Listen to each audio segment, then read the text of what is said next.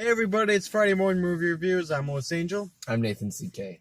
And we just hung out with the girl in the spider's web. Lisbeth Salander is back. Her fifth feature film that she I think it's appeared 5, in. yeah. Because she had the Swedish trilogy, right? I think it's Swedish. I never saw them. Did you see them? Very good. Very good. I really like the David Fincher American one. I like that movie a lot. Me too. This movie stars Claire Foy, Stephen Merchant, and, other people, I'm sure. It's directed by Fede Alvarez, who did the Evil Dead remake, and he did Don't Breathe.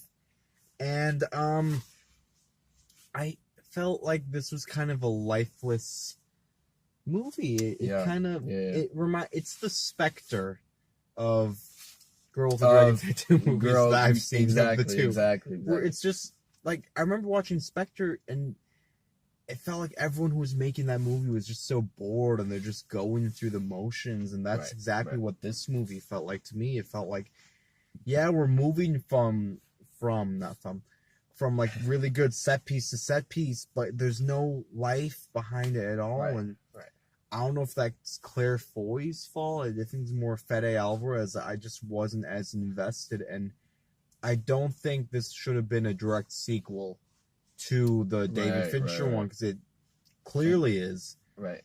And Claire Foy never really. She was kind of playing Batwoman. It felt like at points, and hacker Batwoman, and it didn't. That's not at all what I got. The same feeling I got from the other Lisbeth Salander.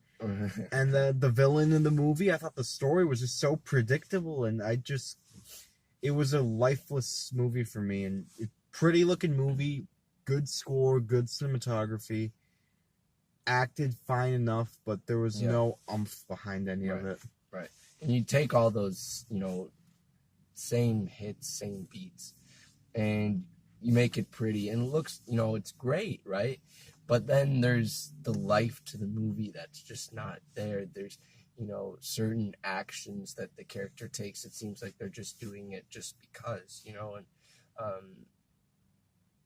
then you have, this play. Of course, we see it in the trailer where why would they give us that? Where you have sister versus sister, and then it becomes a little, less about, her going, and like kicking ass, right? And like beating these guys up and staying hidden, but also really like it just becomes kind of broad and kind of big action movie.